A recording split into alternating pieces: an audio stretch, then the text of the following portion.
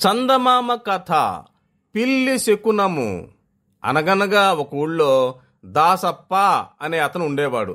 అతను ప్రతిదినం భిక్షమెత్తుకుని వస్తే అతని పెళ్ళం జీవిస్తూ ఉండేవారు.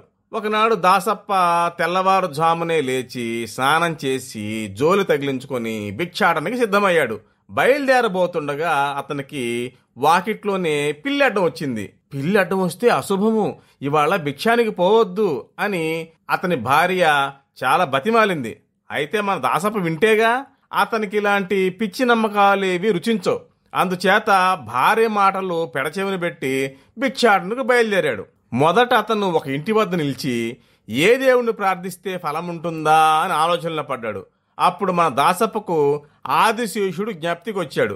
ఆదిశేషుడు ఈ సమస్త భూమండలాన్ని తన ఫణములపై మోస్తూ ఎంతో ఓర్పు కలిగి ఉన్నాడు కదా, అతనిని వేడుకుంటే ఏమైనా ఫలముండునేమో అని ఆదిశేషుడి పేరు మీద పవళించితివా ఓ శేషయ్యా పవళించితివా అనే పాటను గట్టిగా మృదుమధురంగా పాడాడు.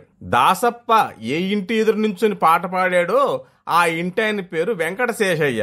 ఇరుగు పొరుగు వారు అతన్ని శేషయ్య అని పిలిచేవారు. ఆ రోజు శివరాత్రి అవడం చేత అతడు రాత్రంతా జాగారం చేసి సుఖనిద్రలో ఉన్నాడు.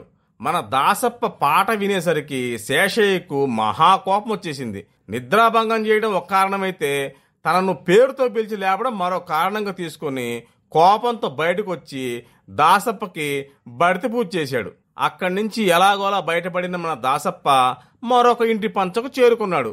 అప్పుడు దాసప్ప మనసులో ఇలా అనుకున్నాడు, ఆదిశేషుడు నాపై దయచూపలేదు. శ్రీరామచంద్రుడు దయాస్వరూపి కదా, ఆయనను స్మరిస్తే కృపగలుగునేమో అనుకుని పూర్వము శ్రీరామచంద్రుడు సీతతో కలిసి అరణ్యాలకు పోతున్నప్పుడు దశరథుడు పుత్రశోకంతో పాడిన పాట పోవుచున్నావా ఓ రామయ్యా పోవుచున్నావా అనే పాటను దుఃఖరసంతో గానం చేశాడు.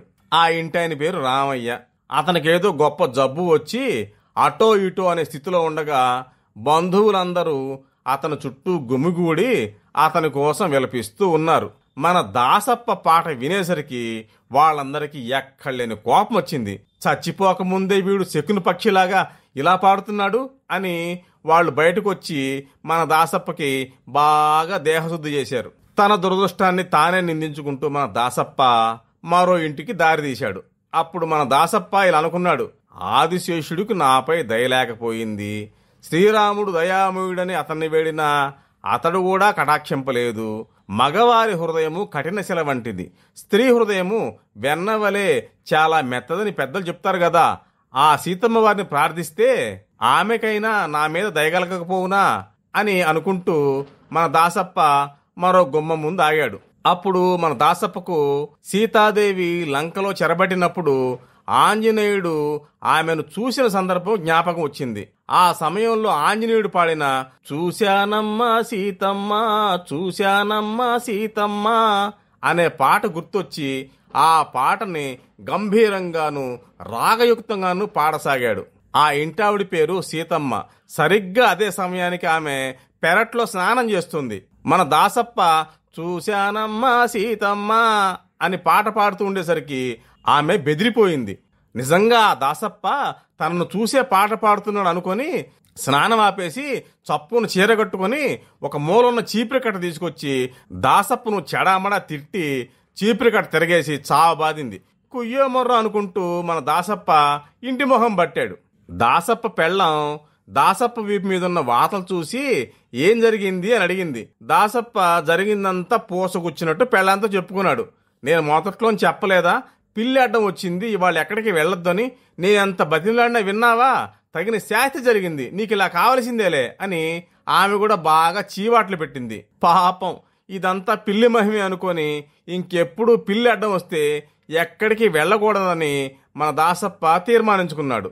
చూశారా, ఇందులో పిల్లి తప్పు మాత్రం ఏముంది, అన్నీ అలా కలిసి వచ్చాయి అంతేగాని.